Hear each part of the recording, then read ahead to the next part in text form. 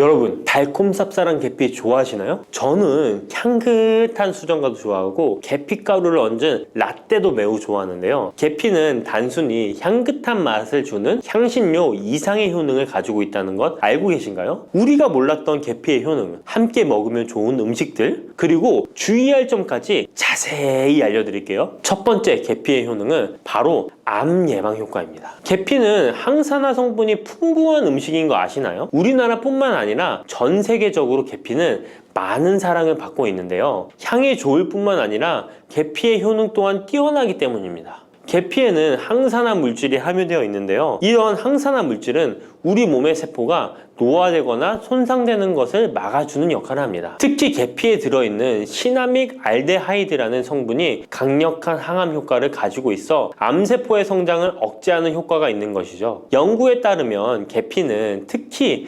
대장암이나 간암 예방에 효과적일 수 있다고 하는데요. 계피에는 항산화 물질인 폴리페놀이 풍부하게 함유되어 자유라디칼이라고 불리는 유해한 분자로부터 세포를 보호하는 역할을 합니다. 자유라디칼은 암 예방과 관련된 DNA 손상을 일으킬 수 있으므로 항산화 작용을 통해 암 예방에 도움을 줄 수 있습니다. 꾸준히 섭취하면 암 예방에 큰 도움이 될 수 있겠죠? 계피의 놀라운 효능 두 번째는 탁월한 콜레스테롤 관리입니다. 계피는 콜레스테롤 수치 조절에도 아주 유익한 식품인데요. 계피에 포함된 식이섬유와 폴리페놀 성분이 이와 같은 효능을 나타내는데 이 성분들이 혈관을 깨끗하게 유지하는데 중요한 역할을 한다고 합니다. 여러 연구에 따르면 계피에 포함된 성분들이 혈중 나쁜 콜레스테롤 LDL을 감소시키고 좋은 콜레스테롤 HDL을 증가시키는데 도움을 주고 있다고 합니다. 이는 계피에 함유된 특정 화합물이 콜레스테롤의 흡수를 억제하고 간에서 콜레스테롤의 생성을 감소시키는 작용을 할 수 있다는 것을 의미합니다. 계피는 체내에서 지방의 축적을 막고 혈관의 건강을 유지하는 데도 중요한 역할을 한다고 알려져 있죠. 고지혈증이나 고콜레스테롤 혈증은 심혈관 질환을 일으킬 수 있는 중요한 위험 요소로 알려져 있는데요. 계피는 이런 위험 요소를 관리하는 데 도움을 줄 수 있답니다. 따라서 계피를 적당히 섭취하면 콜레스테롤을 관리하는 데 유익하다고 할 수 있습니다. 심혈관 질환이 걱정되시는 분들에게는 정말 좋은 식품이죠. 세 번째, 계피의 아주 놀라운 효능은 바로 당뇨병 예방입니다. 당뇨병은 많은 분들이 고통받고 있는 질병이죠. 주위에 당뇨병 때문에 혈당 관리하시는 분들 자주 볼 수 있는데요. 그런데 계피가 당뇨병 관리에 큰 도움이 된다고 하니 놀랍지 않나요? 계피에 함유된 크로모라는 성분이 인슐린 민감성을 높여주어 혈당 수치를 안정시키는데 도움을 줄 수 있다고 하는데요. 연구에 따르면 계피를 꾸준히 섭취한 사람들은 식후 혈당이 급격하게 상승하는 것을 막을 수 있다고 합니다. 또한 계피에 포함된 시네믹 알데하이드 성분이 인슐린 민감도를 높여주고 혈당 수치를 안정시키는데 도움을 준다고 알려져 있죠. 이 성분이 인슐린이 더 잘 작용하도록 돕기 때문에 혈당을 효과적으로 조절하는데 도움을 주는 역할을 할 수 있습니다. 우리나라보다 더 계피를 좋아하는 인도에서 계피 섭취와 대사증후군에 관련한 실험이 진행되었는데요. 인도 델리 학교에서 진행한 실험 연구에 따르면 대사증후군이 있는 116명을 두 그룹으로 나눈 뒤 16주간 한 그룹은 계피 추출물을 섭취하고 다른 한 그룹은 계피가루가 들어있다고 속인 가짜 약을 섭취하게 했는데요. 16주 뒤 확인했더니 계피 추출물을 먹은 그룹은 가짜 약을 먹은 그룹에 비해 대사증후군에 악영향을 주는 체중, 혈당, 콜레스테롤 등의 수치가 개선되었다고 합니다. 참으로 놀랍죠. 물론 계피를 꾸준히 섭취하는 것만으로도 당뇨병을 완전히 예방할 수 있는 것은 아니지만 식이요법에 포함시킬 수 있는 좋은 재료라는 점은 분명합니다. 네 번째, 계피의 놀라운 효능은 바로 항염작용입니다. 계피가 항염작용까지 있다니 참 신기하죠? 계피에는 항염증 작용이 있는 화합물이 함유되어 있는데요. 계피에 들어있는 시나믹 알데하이드 성분은 염증을 줄이는데 효과적이라고 연구 결과도 있습니다. 이 성분은 몸속 염증 반응을 억제해 주어 관절염, 근육통, 염증성 질환이 있는 분들에게 매우 유익한 식품이죠. 특히 체내에서 발생하는 염증은 만성적인 질환을 유발할 수 있기 때문에 이를 예방하는 것이 중요한데요. 계피를 섭취하면 몸속 염증을 낮춰주는데 도움을 줄 뿐만 아니라 면역력 강화에도 긍정적인 영향을 미친다고 알려져 있습니다. 겨울철에는 찬바람과 습기로 인해 염증이 쉽게 발생하는데 계피를 섭취하면 몸을 따뜻하게 해주고 염증을 예방하는 데 도움이 됩니다. 계피 섭취가 일상적인 건강 유지, 특히 쌀쌀한 겨울에 아주 좋은 영향을 미친다고 할 수 있죠. 그렇다면 이것들과 계피와 함께 먹으면 계피의 효능이 2배가 된다는데요.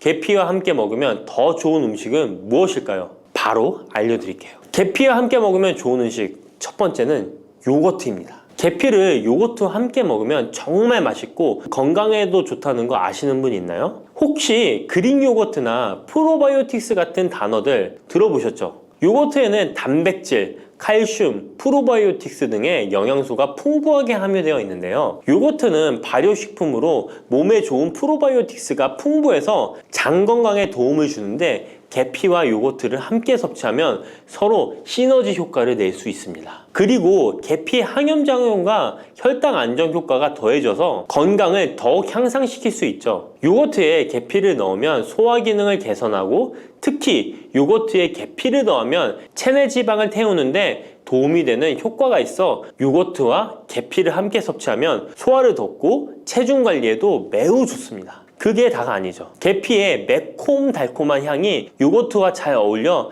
맛있게 즐길 수 있습니다. 요거트를 자주 드시는 분들은 꼭 한번 계피를 뿌려서 드셔보세요. 샐러드 드실 때 드레싱으로 요거트를 사용한 뒤 그 위에 계피가루 톡톡 뿌려서 드시는 것도 아주 좋은 계피와 요거트 활용법입니다. 계피와 찰떡궁합인 식품 두 번째는 사과입니다. 계피와 사과는 정말 잘 어울리는 조합인 거 아시나요? 사과에는 비타민C와 식이섬유, 항산화 성분이 풍부해서 면역력 강화와 소화에 도움을 주는 과일인데요. 계피는 당뇨병 예방과 관리에 도움을 주며 혈당 조절에 효과적인데요. 계피와 사과를 함께 먹으면 두 가지 재료의 장점이 더해져 더욱 효과적인 건강 관리가 가능하다는 것이에요. 그리고 이 두 가지가 만나면 체중 관리에도 큰 도움이 된다니 같이 안 먹을 이유가 없겠죠. 맛 또한 더욱 좋아지는데요. 계피는 사과의 달콤한 맛을 더욱 풍부하게 만들어주는데 서양에서는 디저트로 사과파이에 계피가루를 얹어 향긋하게 즐기는 게 유명하죠. 같이 섭취할 때는 사과에 계피를 뿌려서 간단히 먹거나 사과를 얇게 썰어 계피를 뿌려 먹으면 더욱 맛있고 건강한 간식이 될 수 있다는 것 기억해 주세요. 세 번째, 계피와 먹으면 좋은 음식은 바로 커피입니다. 계피와 커피는 정말 좋은 궁합을 자랑한다는 거 아셨나요? 커피는 카페인 덕분에 활력을 주는 음료인데요. 커피의 쓴맛이 사람마다 호불호가 갈릴 수 있습니다. 그런데 계피를 커피에 넣으면 그 쓴맛이 부드럽게 변화하면서 더 풍부하고 깊은 맛을 느낄 수 있는데요. 계피가 커피의 쓴맛을 부드럽게 감싸주기 때문에 커피를 마시는 동안에 입안에 더 부드러운 느낌을 주게 되는 것이죠. 계피는 항염증 효과와 항산화 효과가 뛰어나서 커피와 함께 마시면 건강 효과도 한층 더 올라가는데요. 커피 자체에도 많은 항산화 물질이 포함되어 있는데 계피 역시 강력한 항산화 성분을 가지고 있기 때문에 둘을 합쳐 마시면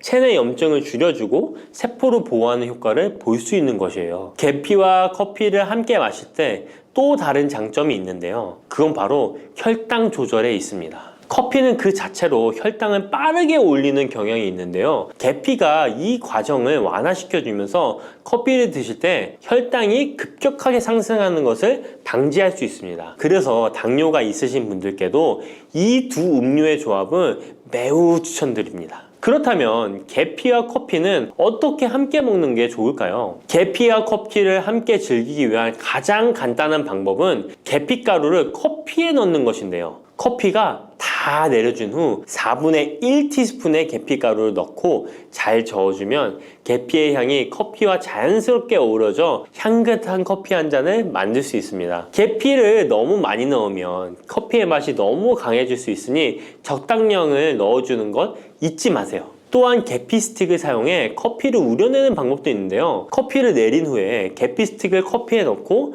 몇 분간 우려내면 계피의 향이 은은하게 배어들어 훨씬 더 맛있고 건강한 커피를 즐길 수 있습니다. 계피 스틱을 사용하면 시각적으로도 멋진 효과를 줄 수 있기 때문에 커피를 더욱 고급스럽고 멋스럽게 즐기고 싶다면 계피와 커피 꼭 한번 같이 우려보세요. 계피와 찰떡궁합 꿀조합을 알려드렸다면 이번에는 계피와 함께 먹으면 몸에 해가 되는 음식이 있다는 것을 알고 계신가요? 그것은 바로 귤이나 자몽, 레몬 같은 시트러스 계열의 과일인데요. 계피와 시트러스 계열 과일을 함께 먹으면 안 되는 이유 바로 알려드릴게요. 많은 분들이 시트러스 계열 과일, 예를 들어 오렌지나 레몬을 좋아하시는데요. 이 과일들은 비타민C가 풍부하고 상큼한 맛이 참 일품이죠. 하지만 계피와 시트러스 과일을 함께 먹을 때는 주의가 필요한데요. 계피의 주요 성분 중 하나인 시나몰은 계피가 가진 가장 독특한 향을 만들어내는 성분. 계피의 주요 성분 중 하나인 시나몰은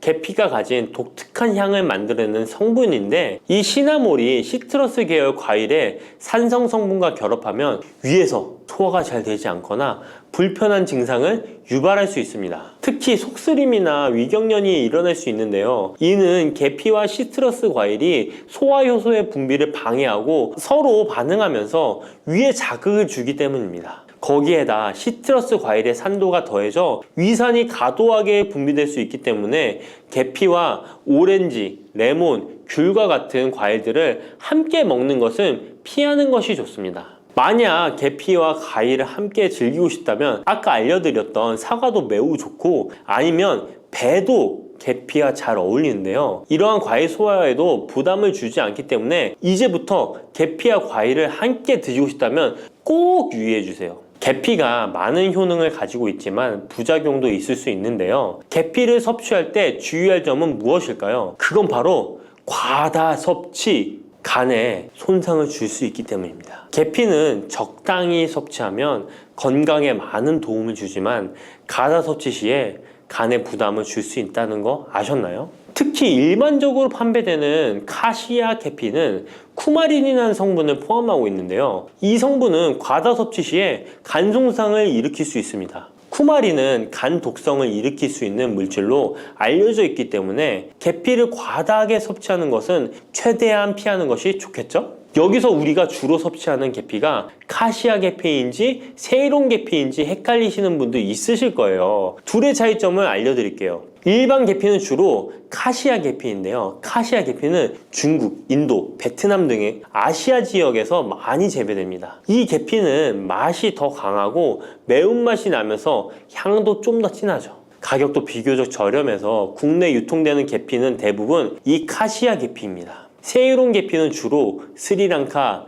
인도의 일부 지역에서 자주 자생하는데요. 이 세이론 계피는 쿠마린의 함량이 매우 적답니다. 그래서 세이론 계피는 일반 계피보다 상대적으로 많이 섭취해도 건강에 부담이 적다는 것이죠. 세이론 계피는 향도 더 섬세하고 가벼운 느낌을 준다는 건데요. 세이론 계피는 더 희귀하고 가격이 비싸고 고급 계피로 취급되며 주로 건강식품이나 고급 요리에 사용됩니다. 앞서 말했듯이 우리가 쉽게 구할 수 있는 계피는 카시아 계피인데요. 그래서 섭취할 때는 보통 하루에 1에서 2g 정도 섭취하는 것이 안전한 양으로 권장되고 있고, 과다 섭취로 계피의 부작용을 경험하고 싶지 않으시다면 계피를 섭취할 때는 적당량을 지키는 것이 중요합니다. 꼭 기억해 주세요. 혹시 연세가 될수록 생기는 주름과 잦은 기침, 그리고 관절 통증을 동시에 조금이라도 완화할 수 있는 방법이 있을까? 라고 궁금해 보신 적 있으신가요? 오늘은 이 한 가지 물음에 대해 함께 해답을 찾아보려고 합니다. 특히 60대 이상의 여성 환자분들에게 과도한 시술이나 고가의 화장품 없이도 건강과 피부를 동시에 돌보실 수 있도록 꿀 활용 비법을 차근차근 안내해 드리겠습니다. 이 영상을 끝까지 살펴보시면 주름 완화와 기침 감기 예방, 그리고 관절염 증상 관리에 조금이라도 도움이 될 팁들을 만나보실 수 있을 거예요. 그럼 지금부터 본격 본격적으로 시작해 보겠습니다. 환자분들께서는 보통 꿀을 달콤한 감미료나 차에 넣어 마시는 정도로만 생각하실 텐데요. 실은 꿀이 아주 오래전부터 여러 전통의학과 민간요법에 널리 쓰였다는 사실 알고 계셨나요? 현대에 와서는 꾸준한 연구를 통해 피부 노화의 진행을 늦추고 기침 감기 증상을 완화하며 심지어 관절 통증에도 긍정적인 영향을 줄 수 있다는 이야기가 보고되고 있습니다. 첫째로 꿀에는 활성산소를 억제하는 여러 항산화 성분이 풍부합니다. 이는 주름, 잡티, 기미 등 노화 현상을 지연시키는데 도움을 줄 수가 있죠. 게다가 꿀 특유의 점성, 당 성분은 피부 표면에 보호막을 형성해 주는데 건조해지기 쉬운 60대 이후의 피부를 촉촉하게 유지하도록 돕는 역할을 합니다. 둘째로 기관지 건강에 유익한 점도 빼놓을 수 없습니다. 예전에 목이 아프거나 기침이 날 때 따뜻한 꿀물을 마시라는 조언을 들어보신 적 있으실 텐데요. 실제로 꿀이 목과 기관지를 부드럽게 감싸주고 항염 및 항균 작용을 통해 감기나 기침을 어느 정도 완화하는 데 도움이 된다는 연구 결과가 있습니다. 셋째로 관절염으로 힘들어하시는 분들께도 꿀이 보조적 역할을 할 수 있습니다. 꿀에 함유된 항염증 성분이 다른 특정 식재료와 함께 섭취될 때 관절 통증 완화에 시너지를 낸다고 여겨지거든요. 그렇다면 이처럼 이로운 꿀을 피부와 건강 관리에 구체적으로 어떻게 적용할 수 있을까요? 60대 이후로 주름이 많아지고 탄력이 떨어지는 건 흔한 고민입니다. 일부 환자분들께서는 고가의 화장품이나 레이저 시술 등을 떠올리시기도 하지만 사실 집에서 간단히 꿀팩만 꾸준히 해주셔도 어느 정도 도움을 받을 수 있습니다. 우선 필요한 재료와 만드는 과정을 살펴볼까요? 첫 번째로 국산 천연꿀 1큰술, 무가당 플레인 요거트 1큰술, 그리고 올리브 오일 35방울 정도를 준비해주세요. 꿀에 알레르기가 있으시다면 프로폴리스 원액 반큰술로 대체할 수 있습니다. 깨끗한 그릇에 이 세 가지를 넣고 나무나 플라스틱 스푼으로 잘 섞어주시면 기본 팩이 완성됩니다. 이제 세안 후에 눈가나 입가처럼 피부가 얇은 부위에는 살살 발라주시고 볼이나 이마, 턱 부위에는 부드럽게 펴 발라주세요. 10분을 넘기지 않는 것이 핵심입니다. 오래 두면 오히려 꿀이 피부의 수분을 빼앗아갈 수 있으므로 10분 이내에 미지근한 물로 꼼꼼히 씻어내시길 권장합니다. 그런 다음에 수건으로 톡톡 두드려 물기를 제거하고 평소 쓰시는 보습제를 가볍게 덧바르면 좋습니다. 일주일에 2-3번 정도만 해도 피부가 한결 부드러워지고 보습감이 좋아졌다는 분들이 많습니다. 60대 이후 심해지는 건조 증상을 막기 위해 천연팩을 습관화해 주시면 큰 비용 없이도 윤기 나는 피부를 기대해 볼 수 있습니다. 그렇다면 바르는 것 외에 꿀을 섭취함으로써 기대할 수 있는 이점은 무엇일까요? 기온이 낮아지거나 일교차가 큰 시기에 기침, 감기가 찾아오면 특히 60대 이상이신 분들은 면역력이 떨어져 있어 더 자주 앓게 되시죠. 이때 다양한 음식에 꿀을 곁들여 드시면 시너지 효과를 볼 수 있습니다. 계피와 꿀의 조합은 체온을 올리는 데 도움이 되어 면역력에도 좋다고 알려져 있습니다. 따뜻한 물 한 컵에 꿀 한 스푼과 계피가루 반 티스푼을 넣어 아침 저녁으로 드셔보세요. 몸을 따뜻하게 하는데 일조하고 감기 예방에도 도움을 줄 수 있습니다. 무와 꿀을 함께 섭취하는 방법도 자주 있는데요. 무에 함유된 시니그린 성분은 기침과 가래를 완화해 준다고 합니다. 무를 얇게 썰거나 채 썰어 꿀에 재운 뒤에 목이 따끔거리거나 기침이 심할 때 한 스푼씩 드시면 간편하면서도 인기가 좋죠. 추가로 오미자와 꿀, 생강과 꿀, 마늘과 꿀 조합도 잘 알려져 있습니다. 오미자와 꿀은 기관지를 보호하고 마른 기침을 줄이는데 생강과 꿀은 몸을 따뜻하게 하면서 감기 초기 증상을 누그러뜨리고 마늘과 꿀은 전반적인 면역력과 혈액순환 개선에 보탬이 된다는 후기가 있습니다. 이처럼 효능이 뛰어난 꿀을 고를 때 무엇을 기준으로 봐야 하며 또 어떻게 보관해야 좋은 효과를 온전히 누릴 수 있을까요? 시중에 나와 있는 꿀 중에서는 벌에게 설탕물을 먹여서 인위적으로 채밀한 사양꿀도 있고 그리고 벌이 꽃에서 직접 채밀한 천연꿀도 있습니다. 가격이 너무 싼 꿀은 사양꿀일 가능성이 높으므로 구입 시에 조금 더 세심한 확인이 필요합니다. 보통 국산 천연꿀은 탄소 동위원소 비율 검사에서 22에서 33% 사이가 나오곤 합니다. 실구매 시에는 국산 벌꿀 혹은 천연 벌꿀이라고 명시되어 있는지 어느 지역 양봉장에서 생산했는지도 꼼꼼히 살펴보세요. 보관할 때는 꿀이 항균 작용 덕분에 오래 보관해도 잘 상하지 않는다고 하지만 높은 온도나 직사광선을 장기간 받으면 향과 맛이 변질될 수 있으니까 유의하셔야 합니다. 가능하면 직사광선을 피한 서늘한 실온에서 보관하고 꿀을 덜었을 때는 깨끗한 나무나 플라스틱 스푼을 사용해 주세요. 사용한 수저에 다른 음식물이 남아있는 상태로 꿀병에 넣었다 빼면 세균이 옮을 수 있으니까 특히 조심하시길 바랍니다. 그렇다면 꿀을 일상 속에서 좀 더 쉽고 효과적으로 활용하는 방법은 무엇이 있을까요? 아침에 일어나서 몸이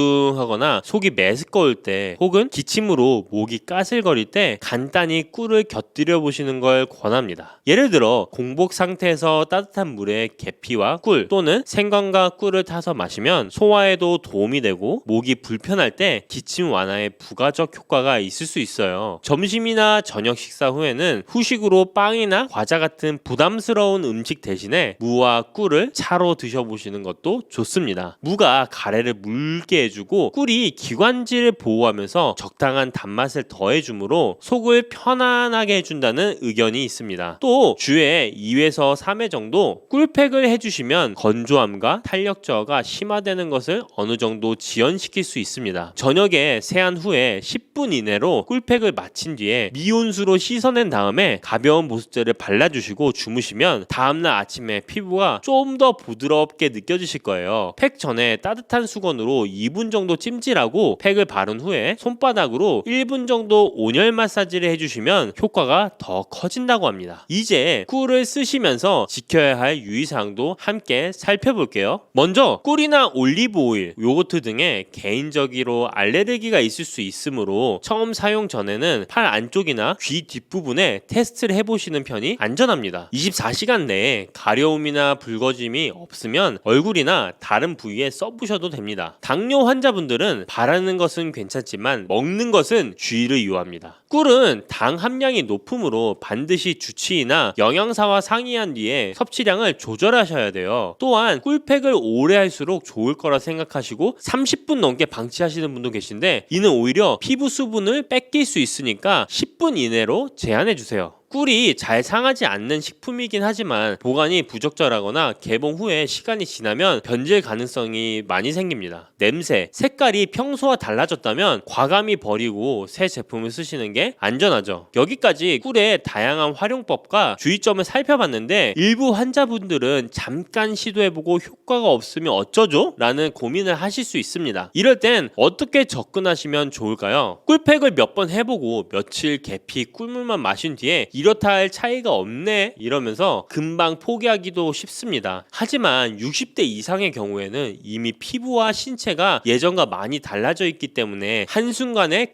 적인 호전을 기대하긴 어렵습니다. 전문의들은 최소 3주에서 3개월, 길게는 그 이상 꾸준히 습관을 해야 유의미한 변화를 체감할 수 있다고 말씀드립니다. 예를 들어 올해 목표로 주 2회 꿀팩을 실천하고 아침 저녁 기침이 심할 때 무랑 꿀 또는 생강과 꿀을 드시는 습관을 들여보세요. 연말쯤엔 확실히 전과는 달라진 피부 촉감이나 면역력의 변화를 느끼실 수 있을 겁니다. 물론 개인차가 있긴 해도 안전한 재료와 적절한 비용으로 시도를 할 수 있다는 이점이 크다고 할 수 있겠죠. 그렇다면 여기서 내게 과연 꿀이 잘 맞는 걸까? 더 뚜렷한 방법은 없을까? 라는 궁금증이 생기실 수도 있습니다. 저는 사람들에게 꿀팩에 녹차가루나 곡물가루를 소량 섞어 먹는 방법도 추천드리곤 합니다. 녹차가루는 항산화 작용을 한층 보강하고 곡물가루는 각질 관리에 도움이 될 수 있죠. 하지만 항상 말씀드리듯이 자신의 피부 상태에 맞춰 조금씩 시도해 시도해보는 과정을 거치셔야 안전합니다. 섭취하는 방식도 단순히 따뜻한 물에 꿀을 타 마시는 것만이 아니라 과일이나 채소를 갈아 만든 주스에 꿀을 살짝 넣는 방식이 있습니다. 인공 감미료 대신 천연 꿀로 단맛을 보충하고 영양까지 챙길 수 있어 일석이조가 되겠죠. 관절이 쑤실 때 계피, 꿀 같이 드시거나 무와 꿀을 냉장고에 두었다 아침 저녁으로 한 스푼씩 꾸준히 섭취하시는 분들도 있습니다. 꿀의 활용법은 다양하지만 무엇보다 중요한 건 내 몸에 맞는 레시피와 적절한 빈도를 찾는 일입니다. 남들에게 효과적이었다고 해서 나에게도 꼭 좋은 결과를 준다는 보장은 없으니까요. 지금까지 꿀이 왜 주름 완화, 기침 감기, 관절염 증상에도 도움이 되는지, 구체적으로 어떻게 바르고 먹으면 좋은지, 주의할 점은 무엇인지 폭넓게 안내드렸습니다. 정리하자면 국산 천연꿀, 무가당 요거트, 올리브 오일을 섞어 만든 꿀팩을 일주일에 2에서 3회 10분 이내로 사용해 주시면 주름과 보습 관리에 도움이 될 수 있습니다. 계피, 무, 생강, 마늘, 오미자 등의 꿀을 곁들이면 기침 감기나 관절염 증상 완화에도 보조 효과를 기대할 수 있습니다. 사양 꿀보다는 천연 꿀을 권장하며 직사광선을 피하고 실온에 보관하되 깨끗한 스푼을 사용하는 것이 바람직합니다. 알레르기나 당뇨가 있는 분들은 특별히 신중해야 되고 변질 또는 과도한 사용을 피하는 범위 안에서 즐기도록 합니다. 한두 번 시도해보고 포기하기보다는 작은 생활 습관으로 만들어 천천히 몸과 피부 상태를 개선해 가시는 편이 훨씬 안전하고 효과적입니다. 녹두는 이렇게 드셔야 당뇨가 예방되고 혈당이 쑥 떨어집니다. 한의학에서는 약으로 사용할 정도로 약효가 뛰어난 식재료가 녹두입니다. 우리 선조들은 이 약효를 잘 알고 일반 가정에서도 많이 사용했습니다. 이런 녹두가 만병의 근원인 고혈압과 당뇨에도 좋다는 사실 알고 계셨나요? 그런데 이렇게 좋다는 녹두도 잘 알고 드셔야 하는데요. 잘못 드시면 우리 몸에 독이 될 수도 있고 잘 드시면 보약이 될 수도 있습니다. 녹두는 어떻게 또 무엇과 먹어야 되고 주의할 점은 무엇인지 모두 알려드릴게요. 녹두에 약간 거친 식감을 싫어하시는 분들이 껍질을 까고 녹두 속 알맹이만 드시는데요. 녹두에 놀라운 영양 성분들이 거의 다 껍질에 있기 때문에 녹두 껍질은 반드시 함께 드셔야 합니다. 녹두에는 식이섬유가 풍부하고 소화를 돕는 효소가 많아 소화가 잘 안 되는 분들이 드시면 도움이 되는데요. 녹두에 풍부한 식이섬유가 장 운동을 활발하게 하고 소화를 돕는 효소가 장내의 유익균을 풍성하게 해줘 장 건강을 개선해 줄 수 있습니다. 우리 선조들은 기억력이 많이 약해진 환자에게 녹두죽을 먹여 몸을 회복시켜 주었는데요. 그만큼 몸이 약해진 환자들의 몸에도 흡수가 잘 될 만큼 녹두가 우리 몸에 좋다는 것이죠. 놀랍게도 녹두에는 마그네슘, 칼슘과 같은 미네랄 성분들도 풍부한데요. 이 풍부한 칼슘은 골다공증을 예방하고 뼈를 튼튼하게 하는 효과가 있습니다. 칼슘이 뼈를 이루는 주성분인 것은 잘 알고 계시죠? 마그네슘은 이런 필수 미네랄인 칼슘의 흡수를 도와주기 때문에 녹두가 뼈 건강에도 놀라운 효능을 발휘할 수 있는 것입니다. 그런데 녹두는 성질이 차기 때문에 몸이 찬 분들은 주의해서 드시는 게 좋은데요. 이 때문에 녹두의 껍질을 벗기고 드시는 분들이 있습니다. 하지만 마늘과 함께 드신다면 몸이 찬 분들도 조금 더 편안하게 녹두를 드실 수 있습니다. 마늘의 따뜻한 성질이 녹두의 찬 성질을 중화시켜주기 때문이죠. 이뿐만 아니라 마늘이 대표적인 항암식품인 사실은 알고 계시잖아요. 마늘에는 S알리시스테인과 알리신이라는 성분이 풍부해서 암세포를 억제하고 사면시켜주는 효능이 있습니다. 또한 강력한 항산화 성분인 폴리페놀이 많이 들어있어서 나쁜 콜레스테롤의 성장을 막아 혈관을 깨끗하게 만들어주기 때문에 심혈관 질환에 매우 탁월하답니다. 이뿐만 아니라 체내 지방의 대사를 촉진하여 지방 분해를 통해 체지방을 제거하고 비만을 예방하는 효능까지 있는 놀라운 식품이죠. 그래서 마늘을 녹두와 함께 드시면 시너지 효과가 있기 때문에 우리 몸에 보약이 될 수 있습니다. 마늘과 녹두를 함께 먹을 수 있는 가장 간단한 방법은 마늘 녹두밥을 지어 먹으면 되는데요. 녹두를 물에 충분히 불려서 밥을 하시면 녹두 껍질의 거친 식감을 완화시켜 편하게 드실 수 있습니다. 그리고 우리가 녹두하면 생각나는 대표적인 음식이 녹두 빈대떡이 있는데요. 맛있는 녹두 빈대떡에 돼지고기를 갈아서 함께 부쳐 먹기도 하죠. 이 방법은 영양학적으로도 탁월한 조합이 됩니다.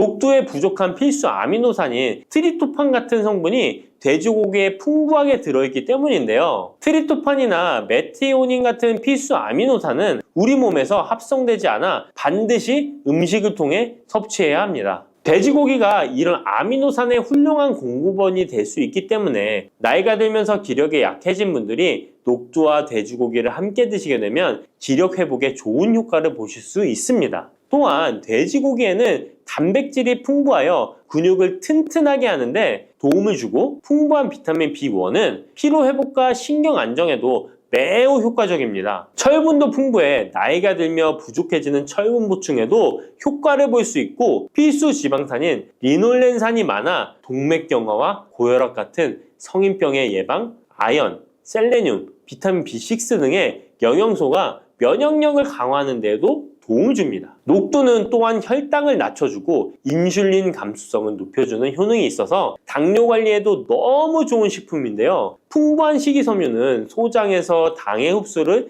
지연시켜주고 다양한 미네랄과 비타민이 당뇨로 인한 합병증을 예방하는 데에도 좋은 효능이 있습니다. 이때 팥과 함께 드시면 이런 효과들이 매우 높아집니다. 팥은 강력한 항산화 성분인 안토시아닌이 풍부해서 혈관의 활성산소를 제거해주고 혈관세포의 손상을 예방해줘서 혈관을 깨끗하고 건강하게 해줄 수 있습니다. 2014년에 발표된 한 연구에서 팥을 섭취하는 것이 2형 당뇨병 환자의 혈당 수치와 인슐린 저항성을 개선하는 데 도움이 되는 것으로 보고됐습니다. 이 연구에서는 4주 동안 매일 팥을 섭취한 결과 당뇨 환자들의 공복 혈당 수치가 평균 19.5% 감소하였고 인슐린 저항성이 감소하는 결과를 볼 수 있었습니다. 또한 팥은 쌀의 10배 이상, 바나나의 4배 이상의 많은 칼륨을 함유하고 있는데요. 칼륨은 몸 안에 나트륨을 배출하고 당뇨 환자의 신장 기능을 강화시켜주며 혈압 상승을 억제해주는 효능이 있습니다. 팥은 한의원에서 다이어트를 위한 처방을 할 때도 사용되는데 팥의 풍부한 칼륨은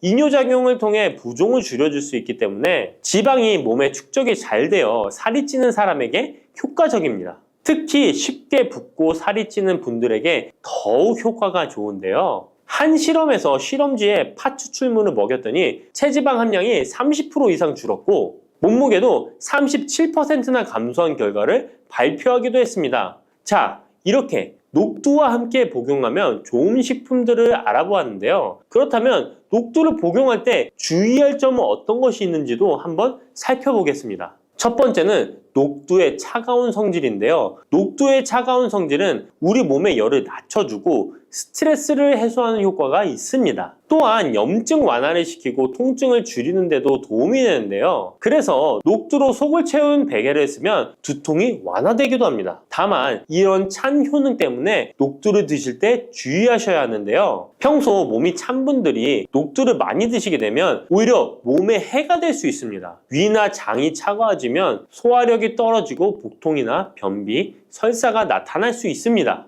이런 분들이 녹두를 드시려면 앞에서 알려드린 대로 마늘과 함께 드셔보시기 바랍니다. 그리고 두 번째 주의할 점은 바로 녹두의 강력한 해독작용입니다. 녹두의 해독작용은 우리 몸의 중요한 장기 중 하나인 간에 많은 도움을 주는데요. 간은 우리 몸의 독소를 해독하는 역할을 맡고 있는데 녹두가 이런 간의 해독 기능을 도와주게 됩니다. 녹두의 풍부한 단백질과 펩타이드는 간 해독작용에 필요한 글루타치온의 원료를 공급해주며 체내에 중금속과 독성물질과 결합하여 몸 밖으로 내보내는 역할을 하게 됩니다. 특히 중금속 해독 연구에서는 납, 카드뮴 등의 흡수를 억제하거나 배출을 도와서 독성 완화 효과를 보여주기도 했습니다. 하지만 이런 효과가 우리가 보약을 복용하는 경우에는 상극이 될 수 있습니다. 보약의 효과가 녹두의 해독작용 때문에 많이 사라져버릴 수 있기 때문입니다. 그래서 한의원에서 한약을 지으면 녹두나 숙주나물을 먹지 말라고 얘기하는 겁니다.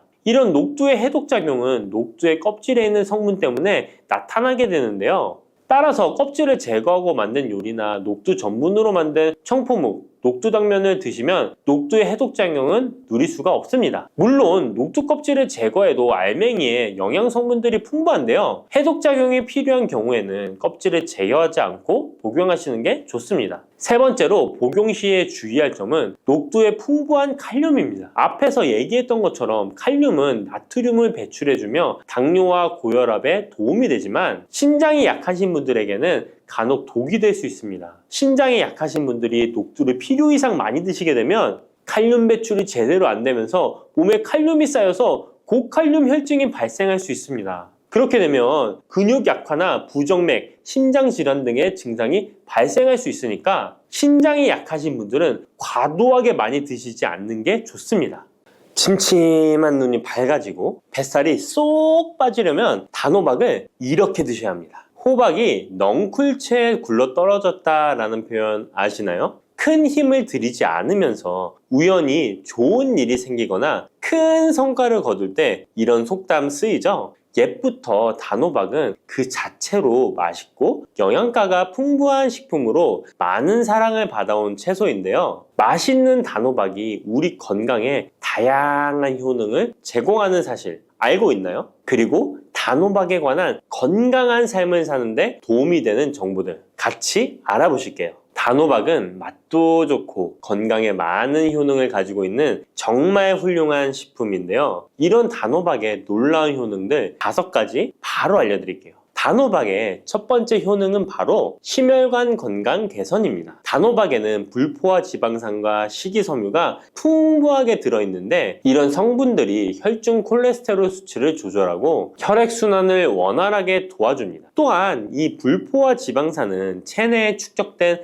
나쁜 콜레스테롤을 감소시키고 혈관벽을 건강하게 유지하는 데에도 효과가 있습니다. 또한 단호박에 포함된 칼륨은 혈압 조절에도 효과적인데요. 칼륨은 나트륨의 작용을 중화시켜 혈압 상승을 방지하는 데 도움을 주게 되는데 그래서 칼륨이 풍부한 단호박은 고혈압 예방과 관리에 유익한 식품인 것이죠. 평소에 심혈관 질환이 걱정되거나 고혈압을 관리하고자 하는 분들에게 단호박은 매우 좋은 식품인데요. 단호박을 자주 섭취하면 혈액순환이 개선되고 혈압이 안정되므로 심장질환 예방에 매우 효과적이기 때문에 심혈관 건강을 지키는데 큰 도움이 됩니다. 심혈관 건강, 이제부터는 단호박으로 예방해보세요. 단호박의 두 번째 효능은 다이어트에 효과가 좋다는 것입니다. 단호박은 저칼로리 식품으로 다이어트를 할 때 섭취하면 매우 좋은 음식인 거 아시나요? 단호박의 열량은 100g에는 약 40에서 50kcal 정도밖에 안 되는데요. 보통 다이어트 하실 때 고구마 많이들 드시죠? 고구마의 열량은 100g당 약 85에서 110kcal인데요. 단호박의 칼로리는 고구마의 반도 안 되는 것이죠. 그래서 단호박은 다이어트 할 때 칼로리 걱정 없이 먹을 수 있습니다. 거기다 단호박은 식이섬유도 풍부해서 포만감을 오래 유지시켜줍니다. 이런 특징 덕분에 간식 대신 단호박을 드시면 과식을 방지할 수 있고 체중 조절에 효과적입니다. 또한 단호박의 식이섬유는 소화가 잘 되지 않아서 장에 천천히 흡수되기 때문에 혈당 조절에도 유익한데요. 급격한 혈당 상승을 막아주어 다이어트 중에도 혈당이 급격히 떨어지지 않게 도와주죠. 또한 다이어트 중에 발생할 수 있는 변비를 예방할 수 있기 때문에 체중 감량을 도울 뿐만 아니라 장 건강도 함께 챙길 수 있습니다. 다이어트 중이라면 단호박을 간식이나 식사 대용으로 활용해 보세요. 맛도 좋고 영양도 풍부한 최고의 다이어트 식품입니다. 단호박의 세 번째 효능은 바로 눈 건강에 도움이 된다는 점입니다. 단호박에는 당근과 마찬가지로 비타민 A와 베타카로틴이 풍부하게 들어있는데요. 이 두 성분은 우리 눈의 건강을 지키는데 아주 중요한 역할을 합니다. 비타민 A는 눈의 망막을 건강하게 유지하는데 도움을 주고 시력 저하를 예방하는데 효과적이에요. 특히 야맹증 예방에도 도움을 줄 수가 있죠. 그리고 베타카로틴은 강력한 항산화 작용을 해주기 때문에 눈의 피로를 덜어주고 눈의 노화를 늦추는 데도 도움을 줍니다. 혹시 하루 종일 스마트폰이나 모니터를 자주 보고 있지는 않으신가요? 화면을 계속 들여다보는 현대인들에게는 이 단호박에 들어있는 비타민 A는 특히 중요한 영양소라고 할 수 있죠. 눈이 피로하거나 건조감을 느끼신 분들에게 단호박은 자연적인 해결책이 될 수 있습니다. 단호박을 섭취하면 눈 건강을 지키고 나이가 들면서 생길 수 있는 시력 저하나 노화 방지에도 도움을 줄 수 있습니다.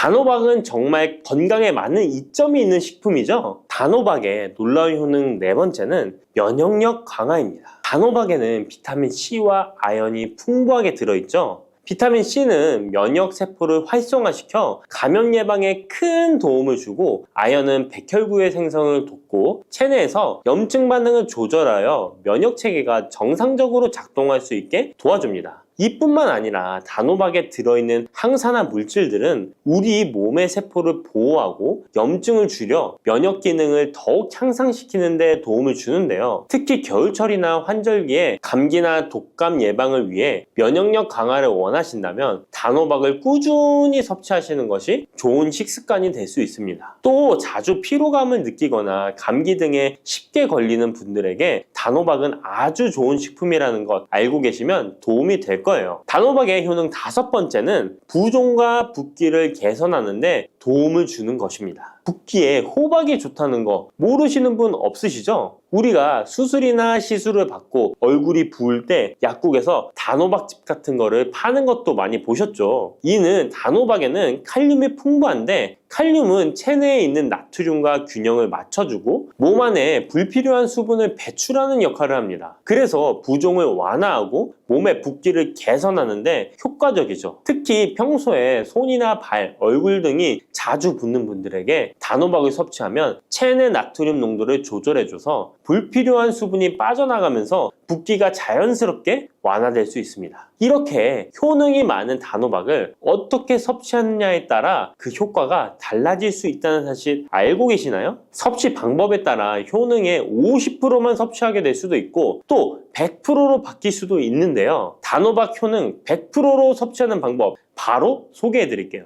이 단호박 건강을 위해 섭취하는 방법 첫 번째는 껍질까지 섭취하는 것입니다. 단호박의 껍질은 과육과 견주어 봐도 손색 없을 정도의 많은 영양소를 포함하고 있는데요. 단호박의 껍질에는 대부분의 폴리페놀이 함유되어 있어 드실 때는 꼭 껍질까지 함께 드셔야 합니다. 단호박 껍질에는 단호박 속 알맹이에 없는 페놀산이 들어있는데요. 이 페놀산은 노화를 방지하며 혈액순환을 도와 심혈관 질환 예방에도 효과적입니다. 또한 껍질에는 비타민 A와 비타민 C, 항산화 물질들이 포함되어 있어 피부 건강과 면역력 강화에도 효과적입니다. 그래서 단호박을 섭취할 때는 꼭 껍질까지 함께 먹는 것이 좋은데요. 물론 껍질을 먹을 때는 꼭 깨끗하게 세척을 하고 농약이나 불순물이 묻어있지 않은지 잘 세척하고 확인하는 것이 매우 중요합니다. 그리고 껍질이 두껍고 질기게 느껴진다면 부드럽게 찌거나 껍질채 구워서 섭취하면 훨씬 더 편하게 먹을 수 있습니다. 단호박은 버릴 게 하나 없는 채소인데요. 호박잎도 몸에 매우 유익하다는 거 알고 계셨나요? 호박잎은 비타민 A, C, 칼슘, 철분이 풍부해서 뼈 건강에도 도움이 되고, 또한 항산화 성분이 많아 체내 염증을 줄이고 소화 기능을 돕는 데에도 효과적인데요. 특히 피로 회복에 좋고 체내 독소를 배출하는 데 도움을 줍니다. 호박잎은 찜이나 볶음 등으로 다양하게 요리하여 섭취할 수 있습니다. 호박잎을 섭취하는 것도 단호박을 더 효과적으로 활용하는 좋은 방법이니 버리지 말고 꼭 같이 드셔보세요. 단호박을 먹을 때 호박씨를 빼놓을 수 없죠. 호박씨가 수면에 도움을 준다는 것 들어보셨나요? 호박씨에는 트립토판이라는 성분이 들어있어서 이 성분은 수면 개선에 큰 도움이 됩니다. 트립토판은 세로토닌과 멜라토닌으로 변환되는데 이 두 물질은 우리의 수면 리듬을 조절하는데 중요한 역할을 하죠. 그래서 불면증이나 수면의 질이 낮은 분들에게 호박씨는 정말 유용한 식품입니다. 또한 단백질과 건강한 지방이 풍부하여 혈당 조절에도 도움을 줄 수 있는데요. 혈당이 급격히 오르거나 내리는 것을 막아주고 당뇨병 예방에 효과적입니다. 그래서 호박씨는 다이어트에 매우 좋고 식사 후 간식으로 섭취하면 포만감을 오래 유지시킬 수 있습니다. 여담으로 우리 다른 사람의 단점을 뒤에서 이야기하는 것을 보고 뒷담화한다고 하고 호박씨 깐다고도 하잖아요. 과연 어떤 것 때문에 이런 이야기 가 나왔을까요? 저도 궁금합니다. 아시는 분은 알려주세요. 이렇게 단호박은 아주 건강에 좋은 식품이지만 섭취 시 주의할 점이 있는데요. 건강을 지키기 위한 몇 가지 단호박 섭취 유의사항을 알아볼게요. 첫 번째는 껍질 섭취 시 소화 문제입니다. 단호박의 껍질은 건강에 많은 효능이 있지만 소화가 어려운 경우도 있을 수 있는데요. 특히 소화 기능이 약한 분들이나 위장에 민감한 분들은 껍질이 소화되지 않거나 불편함을 느낄 수 있습니다. 이런 분들은 단호박 껍질을 제거하고 속만 섭취하는 것이 좋습니다. 아니면 껍질을 먹을 때는 반드시 부드럽게 조리하여 섭취해서 소화 불량이나 복부 팽만감을 최대한 피하게 해야 합니다. 두 번째 유의사항은 알레르기 반응입니다.